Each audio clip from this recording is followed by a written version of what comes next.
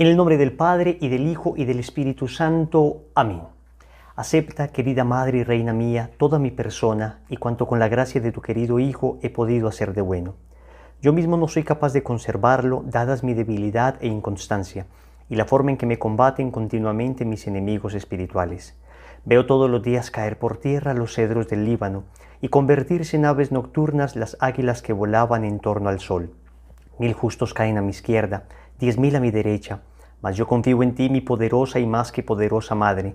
Tenme que no caiga, conserva mis bienes que no me saqueen, protege en mí la vida divina, defiende a quien a ti se ha consagrado. Yo te conozco bien y en ti confío. Eres la Virgen fiel a Dios y a los hombres, que no dejas perder nada de cuanto a ti se confía. Eres la Virgen poderosa. Nadie podrá hacerte daño ni perjudicar tampoco a los que tú amas. Amén. ¿Quién como Dios? Nadie como Dios. Un saludo para todos en el Señor. Les habla Wilson Tamayo, misionero de Lazos de Amor Mariano, y hoy iniciamos esta fabulosa aventura de preparación para la consagración total a Jesús por María. 33 lecciones, 33 días, donde desarrollaremos todo este método de consagración que ya explicamos en un video previo, un video de apoyo. Si no lo has visto, te invito para que lo veas y te hagas una idea clara de qué es esto de la consagración. Les recuerdo que tendremos 4 bloques en esta consagración. Un primer bloque de 12 lecciones para vaciarnos del espíritu mundano. Un segundo bloque de 7 lecciones para conocernos a nosotros mismos. Un tercer bloque de otras 7 lecciones para conocer a nuestra Madre. Y finalmente un último bloque también de 7 lecciones para conocer a Jesucristo. A Él vamos, a Él llegamos, Él es el fin de la consagración. Hoy vamos a iniciar entonces con nuestro primer bloque y vamos a iniciar con nuestra primera lección, que hemos titulado así: Un mundo mundano. Un mundo mundano. Primera lección. Saquen sus cuadernos, por favor, vamos a empezar a anotar. Les voy a dar citas bíblicas, citas del magisterio, ejemplos. Es importante que tengan su cuadernito para que ustedes después puedan repasar las notas, y porque al final de cada lección vamos a dejarle una práctica a cada uno de ustedes. Entonces es importante que ustedes escriban esa práctica para que no la vayan a olvidar. Empecemos entonces hablando de un mundo mundano. ¿Y por qué hablamos de un mundo mundano? ¿A qué nos referimos con esto de vaciarnos del espíritu del mundo?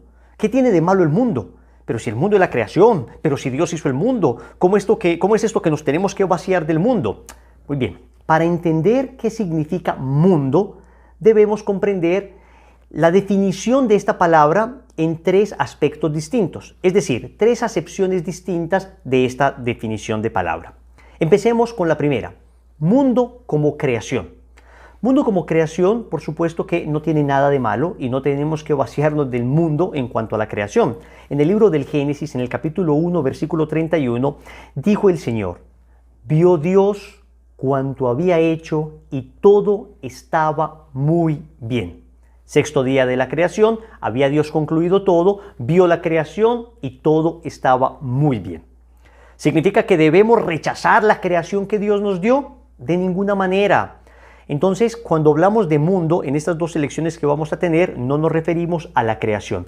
La creación en sí misma es buena. ¿Quién no se enternece al ver un niño recién nacido, por ejemplo? Ahora que acabo de tener a mi hija Manuelita, ¿cómo no me lleno de ternura viendo sus uñitas, sus manitos? Es que yo a veces me pongo a contemplarla simplemente y me llena de emoción.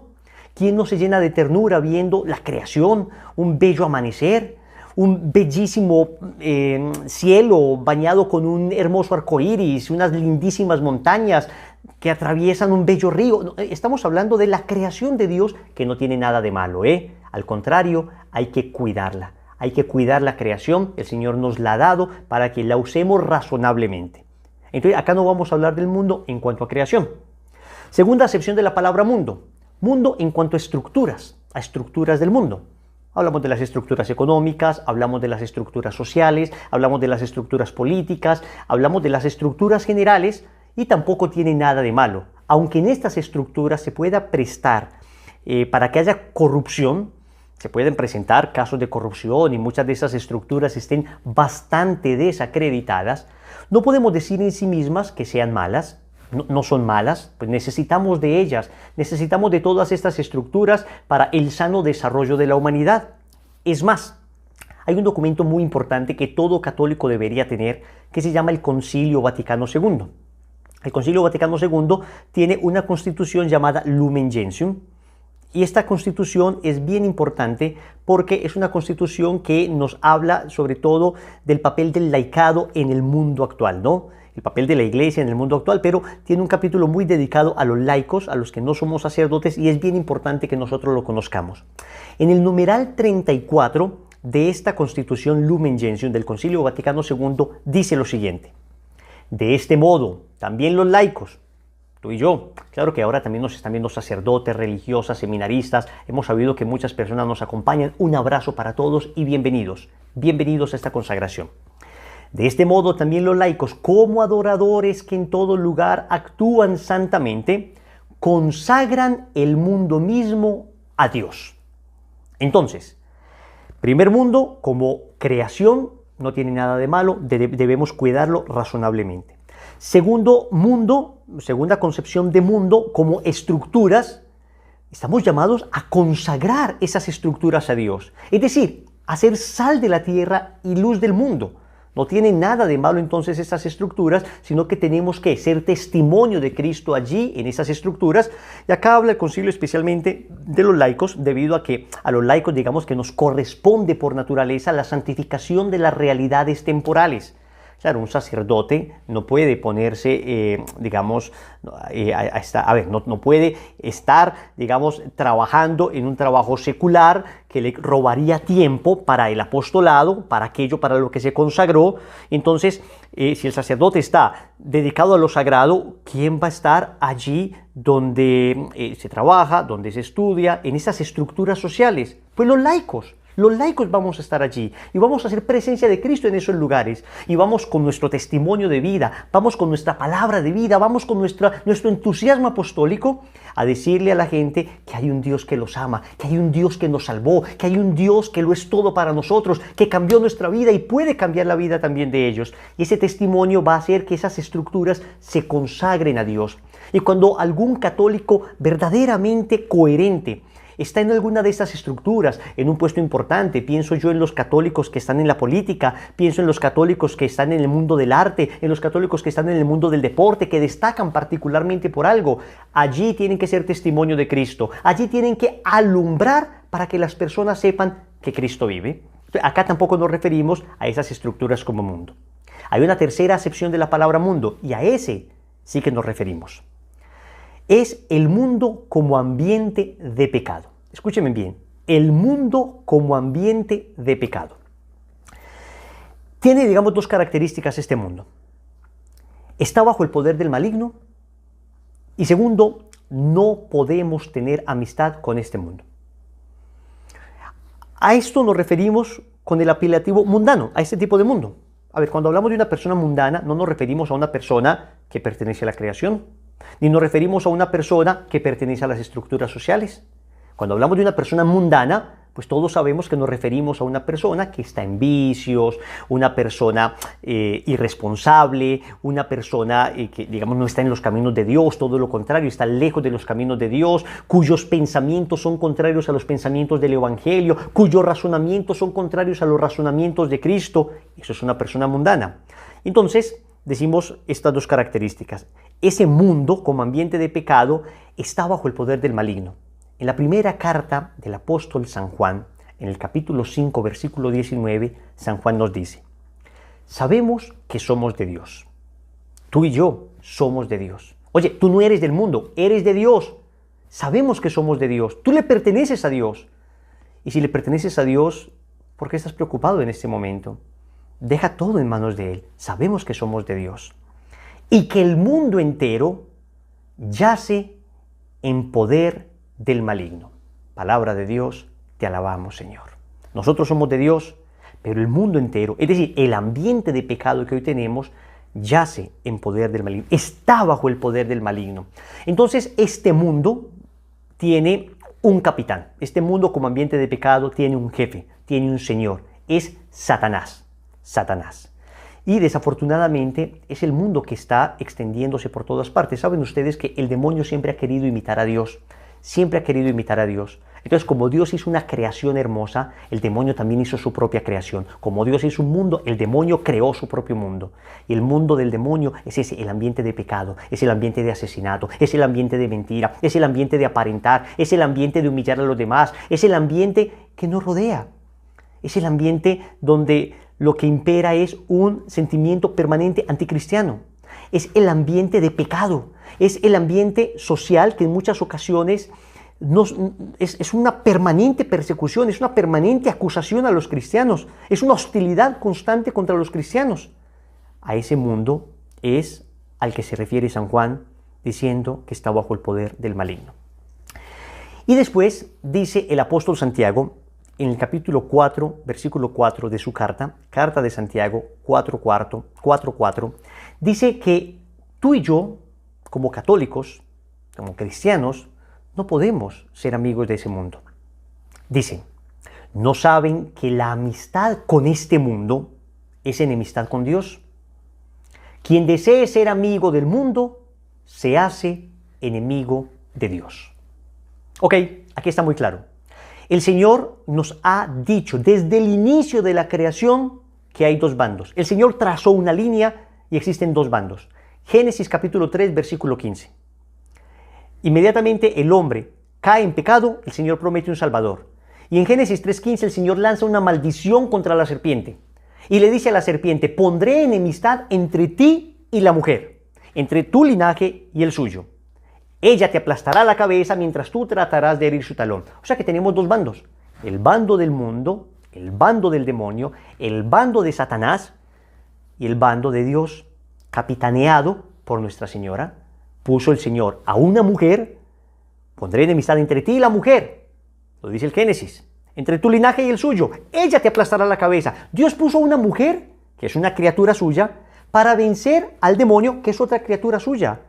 Porque es que no hay proporcionalidad entre un combate entre Dios y el demonio, no hay proporcionalidad, es que basta un pensamiento divino de Dios para que el demonio deje de existir,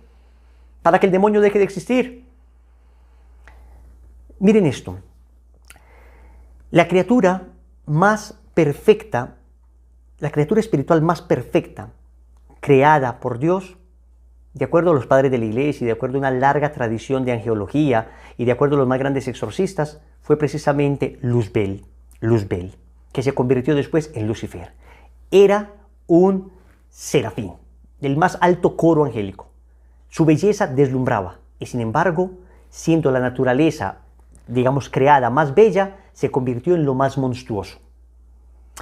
Y sin embargo, Dios escogió a la más humilde de todas las mujeres, a la más bella de todas, para que venciera la soberbia de esa criatura. Y sabemos que, por supuesto, los seres humanos tenemos inferioridad en cuanto a los ángeles, ¿no? Digamos que los ángeles son seres mucho más perfectos que nosotros. Y sin embargo, Dios escogió a una mujer para aplastar la cabeza de la serpiente. ¿Y cómo la aplastó la cabeza de la serpiente esa mujer? Dándonos a luz a su hijo.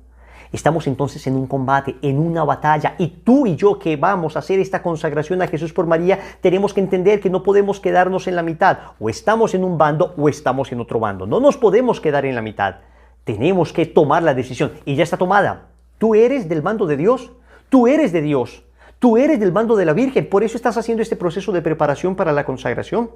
No te vas a quedar en el bando del demonio. Y si en algún momento estuvimos en el bando del demonio, como efectivamente yo estuve y tú estuviste, y todos en pecado hemos estado, entonces es momento de despertar, es momento de darnos 3 bofetadas, es momento de darnos cuenta, la situación que estamos viviendo en el mundo es un llamado urgente para volver a Dios, es un llamado para convertirnos.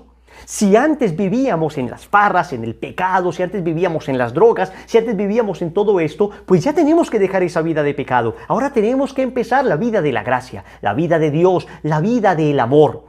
Me vas a decir, Wilson, yo lo he intentado, pero es que es muy difícil. Es que nadie te está diciendo que tú eres capaz. Yo no soy capaz tampoco de dejar esa vida. Es que el Señor nos ha dicho que Él nos da la gracia. Él nos da la gracia. Y desde ya quiero que te aprendas una oración que a mí me ha servido muchísimo, muchísimo. Cuando empecé mi proceso de consagración y cuando empecé mi proceso de conversión, yo sentía que había cosas que no era capaz de dejar, sentía que había cosas que me ataban, sentía que había cosas que era difícil para mí soltar. Y entonces aprendí a orar junto con San Agustín esta bellísima oración que transformó mi vida espiritual. San Agustín le decía al Señor: Señor, dame lo que me pides y pídeme lo que quieras. Señor, tú me pides que deje esta vida mundana, dame la gracia de dejarla. Señor, tú me pides que deje esta lujuria que me tiene enloquecido, esta lujuria que me tiene esclavo, que no soy capaz de ver a una mujer como una mujer, sino como un pedazo de carne. Señor, dame la gracia de la pureza. Señor, no puedo con mi temperamento, no puedo con mi carácter, es demasiado fuerte. Termino hiriendo a todo el mundo, a los que amo los termino hiriendo. Señor, dame la gracia de la mansedumbre y pídeme lo que quieras. Entiéndeme, es el Señor el que nos da la gracia. No somos propiamente nosotros los que la conseguimos. No es una conquista humana, no es un triunfo humano, es una gracia de Dios. Por eso aquí en realidad nuestro esfuerzo será orar y confiar. Más que la batalla para vencer ese vicio, que efectivamente se tiene que dar, pero más que esa batalla, el esfuerzo inicial consiste en orar, en ponerse en la presencia de Dios y decirle: Señor, dame lo que me pides. Tú quieres que deje esto, aquello, tú quieres que alcance esto o aquello, entonces dámelo y después pídemelo, porque si tú no me lo das, yo no soy capaz. Y el Señor ama esa pequeñez. Esa fue la pequeñez de Santa Teresita del Niño Jesús, que dijo: yo soy pequeñita, yo no soy como esos grandes santos que son unas montañas, yo soy en cambio un granito de arena al lado de esas montañas de santidad. Yo soy pequeño, Señor, pero sabes que te amo. Y si los grandes santos hacían grandes esfuerzos y te mostraban con heroísmo su santidad, yo me contentaré con hacerte reír. Miren la belleza de Teresita del Niño Jesús. Yo me contentaré con hacerte reír. Hagamos reír a Dios simplemente con pequeños detalles de amor, con un acto de confianza, diciéndole ya mismo: Señor, dame lo que me pides y pídeme lo que quieras. Muy bien, este mundo como ambiente de pecado tiene 4 grandes pilares. Digamos, los pilares sobre los que se sostiene el espíritu del mundo son 4. Primero, frases engañosas. Vamos a ver, frases engañosas. Ustedes se acuerdan que lo primero que hizo Satanás al momento de tentar a nuestros primeros padres, en cabeza de Eva, fue llegarle a la inteligencia, llegarle al entendimiento, enredarle los criterios, enredarle las ideas. ¿Se acuerdan que se acercó y le dijo: ¿no es cierto que Dios les dijo que no podían comer de ninguno de los árboles del jardín? Satanás sabía muy bien que lo que Dios le había pedido a Adán y Eva era que no comieran de un solo árbol del jardín. Del fruto de ese árbol no. Pero Satanás empezó a trastornar los criterios. Empezó a cambiar la manera de pensar. Y es lo primero que hace Satanás. Lo primero que hace es trastornar los criterios. Hacernos creer que el mandato de Dios es una cosa pesada. El mandato de Dios es una cosa horrible. El mandato de Dios es mentiras. Satanás le dijo a Eva: no es cierto que morirán. Es que Dios sabe que el día que coman de este árbol se les abrirán los ojos. Lo que le está diciendo Satanás a Eva, y lo que todavía Satanás susurra hoy a través del espíritu mundano, es: lo que Dios te pide es malo. Lo que Dios te pide es malo. Lo que Dios está haciendo es poniéndote una carga. La voluntad de Dios, el seguir el camino de Dios, es horrible, es difícil, eso es una carga pesadísima, eso es para una gente súper mortificada, tú no vas a ser capaz, Dios te quita libertad. Miren, esas frases empiezan a trabajar en nuestro interior y empiezan a deformar la palabra de Dios. Dejamos de escuchar la palabra de Dios y empezamos a escuchar la palabra del mundo. ¿Y cuáles son esas frases engañosas? En todo sentido, en todos los ámbitos, en todo aspecto de la vida, hay frases de estas que empiezan a trastornar nuestra manera de pensar. Esa frase, por ejemplo, de la que no muestra no vende, es una frase para trastornar la virtud de la pureza. Entonces tienes que exhibirte. Y por eso tenemos desafortunadamente hoy mujeres que se exhiben digamos, en algún producto y se ve más la mujer que el producto. La que no vende, la que no lo muestra no vende, ¿no? El que me la hace, me la paga. Una frase para justificar la venganza. Una frase para justificar la venganza. Y esas frases nos van trabajando, nos van trabajando. El vivo vive del bobo. El vivo vive del bobo. Una manera también de justificar el hurto. Ven, empezamos a justificar con una serie de frases la vida licenciosa. Y empezamos a decir, pues, si todo el mundo lo hace, está bien. Si todo el mundo lo hace, está bien. Comamos y bebamos que mañana moriremos. Frases que nos hacen perder la visión de la eternidad. Es muy delicado dejarnos transformar la manera de pensar por estas frases, porque cuando se nos transforma la manera de pensar, terminamos transformando nuestra manera de vivir para mal. Nuestras frases tienen que ser las frases del Evangelio. Nuestros criterios están en el Evangelio. Nuestros criterios son los criterios de Cristo. Nuestros criterios están en las bienaventuranzas. En el Sermón de la Montaña, en el capítulo 5 del Evangelio de San Mateo, aparece las bienaventuranzas, donde el Señor nos enseña que lo que debemos buscar no es el poder humano, lo que debemos buscar es la humildad. Lo que debemos buscar no es la venganza, lo que debemos buscar es el perdón. Lo que debemos buscar no es la riqueza, lo que debemos buscar es el desprendimiento. Lo que debemos buscar es la generosidad, es la justicia. Tenemos que imitarlo a Él, que es manso y humilde de corazón. Eso no significa que vamos a ser personas extrañas, raras, que vamos a ser personas que no están pues como en este mundo, que son personas como que se alejan de la realidad. Para nada, para nada. Es perfectamente posible vivir adecuadamente, vivir una hermosa vida con una bella familia, con un buen trabajo, pero con criterios cristianos, con pensamiento cristiano. Es más, cuando este pensamiento cristiano, cuando esta verdad del Evangelio se expone, se sabe exponer de manera adecuada, termina conquistando a todas aquellas personas que tenían esos pensamientos mundanos, a todas aquellas personas a los que las frases engañosas les transformaron su manera de pensar. Primero, entonces, exorcicemos nuestra razón de todas esas frases. Exorcicemos nuestra razón de todos esos pensamientos contrarios a los de Cristo. Segundo pilar, falsos modelos. Los modelos que hoy nos propone el mundo son modelos que han basado su felicidad en cosas efímeras, en cosas que el tiempo ha demostrado y la experiencia ha demostrado que no pueden planificar al hombre. Son modelos que admiramos por su belleza física, por su capacidad intelectual, por el dinero que tienen, por los placeres de los que gozan, por sus destrezas y habilidades. Todas estas cosas en sí mismas no son malas. El problema es que el mundo nos ha hecho creer que esa es la felicidad, que poseer todo esto es la felicidad. Y tú que me estás escuchando, puede que hayas poseído muchas de estas cosas y sin embargo no has sido feliz. Y yo pude haber poseído muchas de estas cosas y sin embargo no fui feliz. Porque la felicidad del hombre no se encuentra en estas cosas materiales y externas. La felicidad del hombre es una actitud interior, es el amor que nos inunda, es el amor de Dios que nos llena, que nos sacia, ese amor que se expresa en el amor a nuestra familia, en amar y sentirme amado, esa libertad interior que me produce la virtud, la pureza, ese verdadero amigo, esa verdadera amiga, esa familia que en humildad vive la felicidad, que no necesita grandes cuerpos y grandes dineros para amar a su esposa, ese hombre y esa mujer que viven en la sencillez amores limpios, puros, y que no tienen que estar posteando en redes sociales, no tienen que estar posteando su último viaje a no sé qué playa famosa para mostrar cuán felices son. No, son felices porque han encontrado la alegría en lo esencial, que es el amor. Estos falsos modelos nos proponen ídolos para adquirir esa felicidad que buscamos, pero sabemos que no es cierta, sabemos que fallan. Nuestros modelos no pueden ser entonces esas estrellas de Hollywood, esos youtubers, esos deportistas famosos, en cuanto a que ellos sean modelos por lo que tienen, por la belleza que poseen, por las destrezas que tienen. No, digo, hay personas importantes que pueden ser modelo a seguir, modelo de virtud.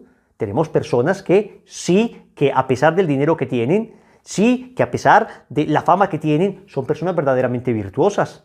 A lo que me refiero es que no podemos dejarnos engañar pensando que esta tendencia que tenemos a la vida fácil, entonces quiero ganar dinero fácil como este artista, entonces quiero tener esa mujer como este otro artista, no podemos pensar que eso es la felicidad.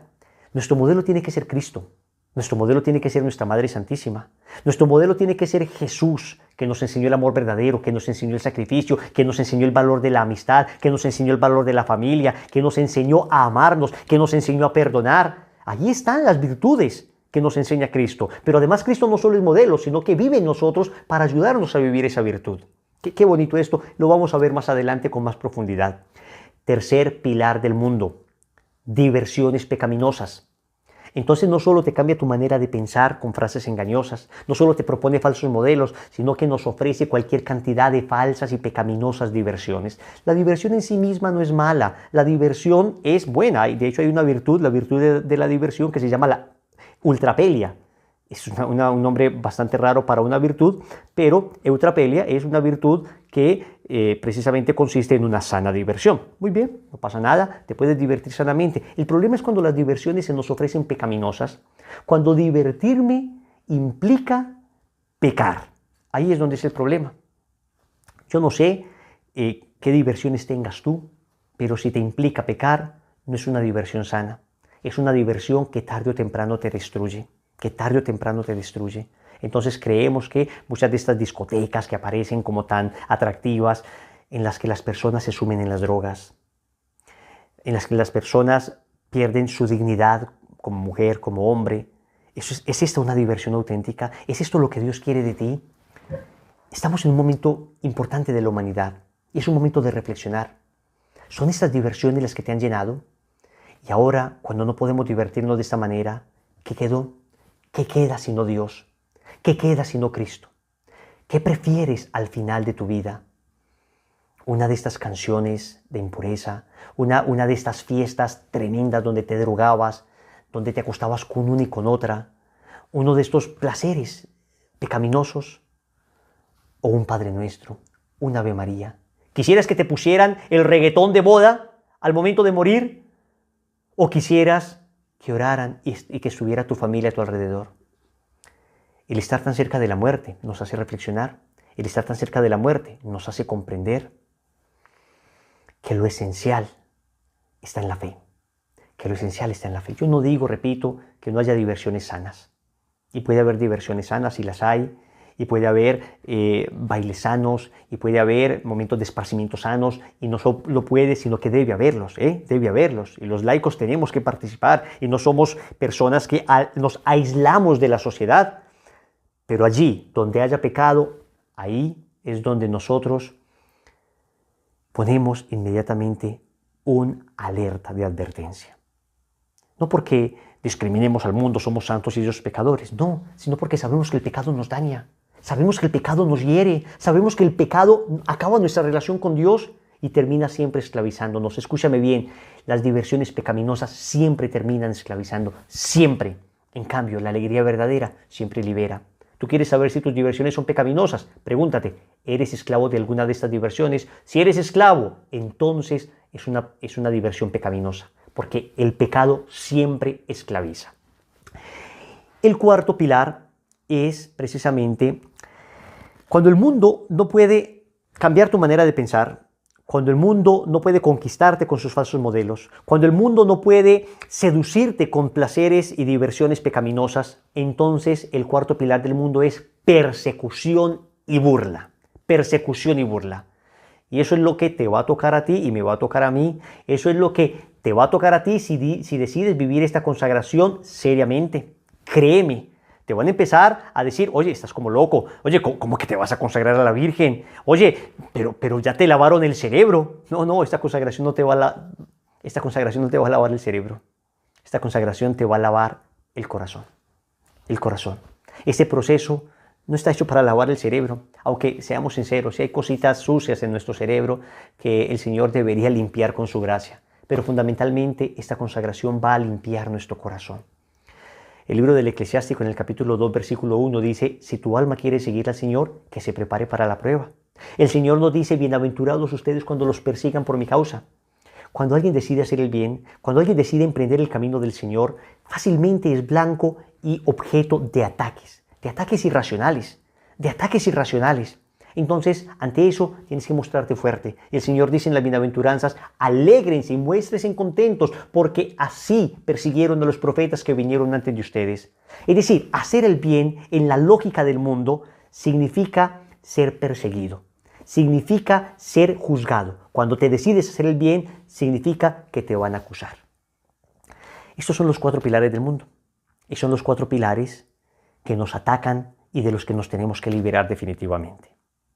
¿Quién como Dios? Nadie como Dios. Terminamos entonces la primera lección con una práctica. Vamos a tener una práctica muy sencilla que ustedes pueden hacer inmediatamente. Van a entrar a sus redes sociales, todas las que tengan, y van a empezar a revisar aquellas cosas que no son propias de un hijo de Dios, que no son propias de alguien que se quiere consagrar a la Virgen, que no son propias de alguien que pertenece a Dios. ¿Se acuerdan como lo decía el apóstol Santiago? No saben que ustedes pertenecen a Dios. Sabemos que somos de Dios. Somos de Dios. Pertenecemos a Dios. Somos amigos de Dios, no amigos del mundo. Entonces revisen tus redes sociales. Esas fotos, esos posts que pudiste haber puesto que no vayan en coherencia con eso que estás viviendo. Y hagamos una especie de limpieza de todo eso. Es una práctica muy sencilla, pero te darás cuenta cómo la consagración va a empezar a transformar tu manera de pensar. Ahora quiero que por favor cierres tus ojos un instante porque vamos a concluir con un momento de oración. Cierra tus ojos allí donde estás.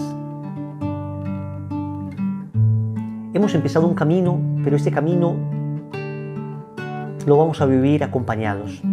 No creas que tú vas a ser capaz de terminarlo.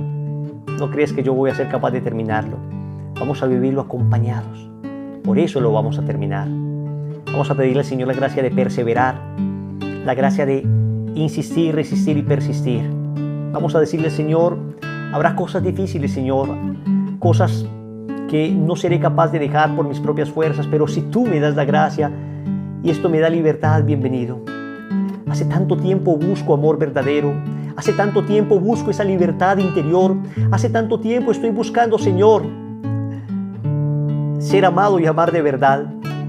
He creído equivocadamente que por el mundo, por los caminos que el mundo me ofrecía, iba a encontrar ese amor. Y sin embargo, hoy hago un balance de mi vida y lo único que encuentro es dolor y más dolor. ¿Por qué voy a seguir buscando en el mundo aquello que solo puedo encontrar en ti? Aquello que solo puedo encontrar en tu corazón. ¿Por qué? ¿Por qué voy a seguir una y otra vez insistiendo en amores que lo único que dejan son vacíos? Hoy me quiero enamorar de ti, Señor. Hoy estás aquí conmigo. Hoy estás aquí conmigo y te puedo experimentar, puedo sentir tu abrazo. Dios está aquí, tan cierto como el aire que respiro, tan cierto como la mañana se levanta. Tan cierto que cuando le hablo Él me puede oír. Tan cierto que cuando le hablo Él me puede oír. Háblale, háblale, porque Él te puede oír. Tan cierto que cuando le hablo Él me puede oír.